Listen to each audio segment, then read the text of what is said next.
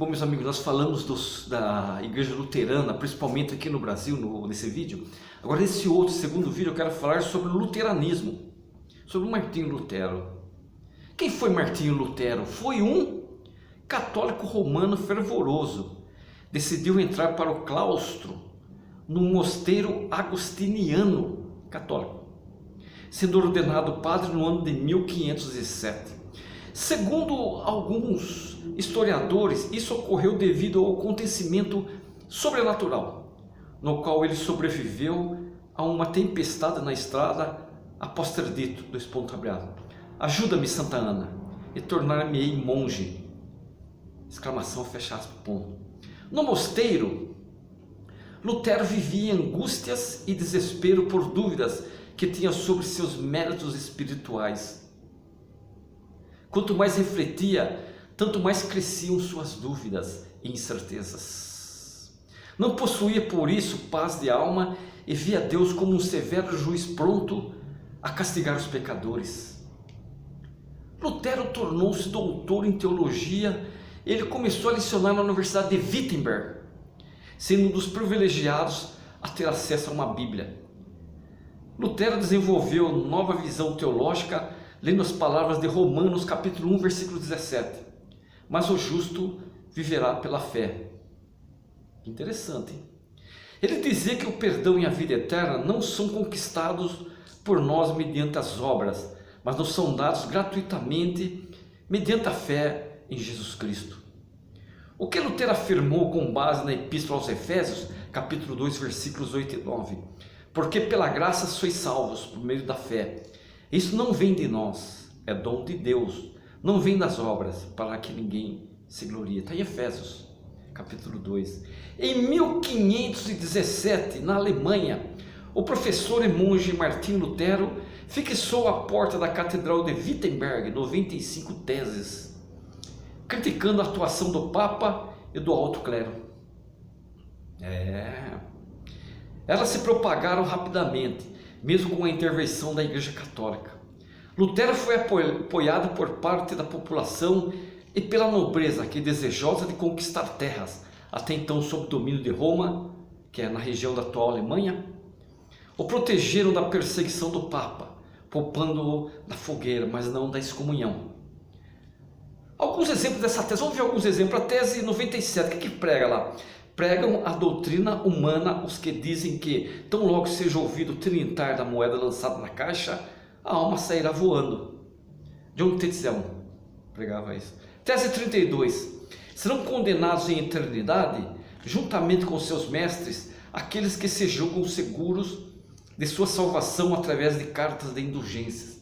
Que Lutero combateu muitas cartas de indulgência dos papas. Tese 86. Das 95. Porque o Papa, cuja fortuna é hoje maior que a dos mais ricos crassos, não constrói com seu próprio dinheiro ao menos a Basílica de São Pedro, em vez de fazê-lo com o dinheiro dos pobres fiéis? Uma pergunta. Lutero então passou a participar de vários debates teológicos com autoridades civis e eclesiásticas, que tentavam fazê-lo abrir mão de suas ideias e retratar-se de críticas à Igreja e ao Papa. Em 1520, Lutero foi excomungado pelo Papa e no mesmo ano queimou a bula da excomunhão. Isso ele queimou em praça pública, rompendo assim com a Igreja Católica da época. Em 1530 surgiu a Confissão de Augsburgo, que foi escrita por Lutero e Philippe Melanchthon, um fiel companheiro seu.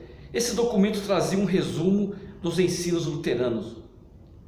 Uma das principais preocupações de Lutero era que todas as pessoas pudessem ler o livro do qual os ensinamentos da Igreja Católica estariam escritos, e assim poderem tirar suas próprias conclusões. Qual é o livro? A Bíblia. Por isso Lutero traduziu a Bíblia para o alemão, para que todos pudessem lê-la em sua própria língua. Alguns anos mais tarde, a Bíblia foi traduzida para o inglês, francês e espanhol. E as pessoas passaram a ler a Bíblia e terem suas próprias conclusões. Devido a Lutero, hein? Tudo começou com Lutero. Aos poucos, a Igreja Católica foi perdendo poder e influência. Depois de Lutero, a Igreja Católica nunca mais conseguiu exercer o forte domínio sobre a Europa como tinha antes da Reforma Protestante. Nunca mais ela conseguiu, foi perdendo.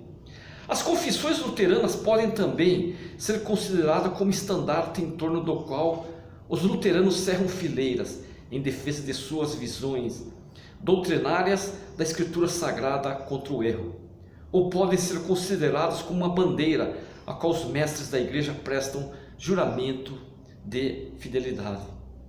Cada membro da Igreja Luterana deve subscrever não apenas a Bíblia, mas também as confissões como exposição correta das doutrinas bíblicas. Para o leigo, isso significa, ao menos, o catecismo de Lutero. Para o pastor e professor, significam todas as confissões adotadas pela Igreja Luterana.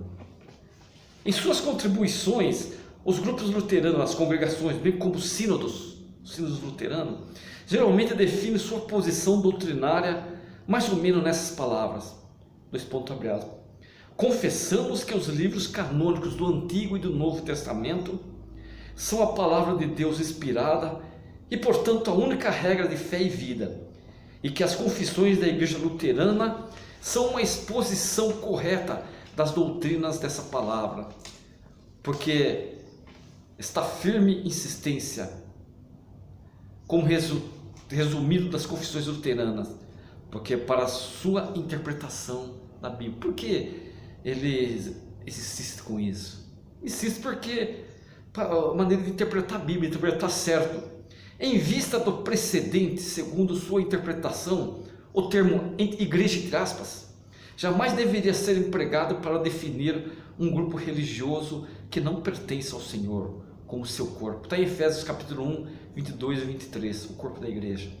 Uma seita que, de acordo com sua visão, nega a divindade de Jesus como uma dos unitaristas que deveriam ser chamados igreja. Olha que coisa forte, hein? Escreve Lutero nos artigos de Esmalcalda, graças a Deus, hoje, uma criança de 7 anos de idade sabe o que é a igreja, a saber, os santos crentes e cordeiros que escutam a voz de seu pastor. Parte 3, artigo 12, livro da Concórdia, página 338. Em seu catecismo maior, ele apresentou essa definição clássica, eu creio que há sobre a terra um pequeno grupo santo e congregação de santos puros sobre uma cabeça, Cristo, chamados pelo Espírito Santo para uma fé, uma mente e uma compreensão, com dons multiformes. Entretanto, concordamos em amor, sem seitas nem cismas. Interessante. E a Confissão de Augsburgo? A Confissão de Augsburgo é o documento que Philippe Melanchthon escreveu e que foi apresentado como sendo o testemunho luterano ao imperador Carlos V e à dieta do Santo Império Romano, a 25 de junho de 1530. Compõe-se de 28 artigos. Deste, os primeiros 21 apresentam a doutrina luterana e sintetizam os ensinamentos de Martinho Lutero.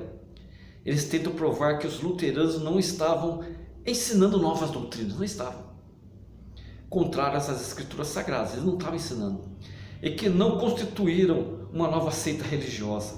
Pretendiam tratar dos abusos medievais que os luteranos tinham corrigido.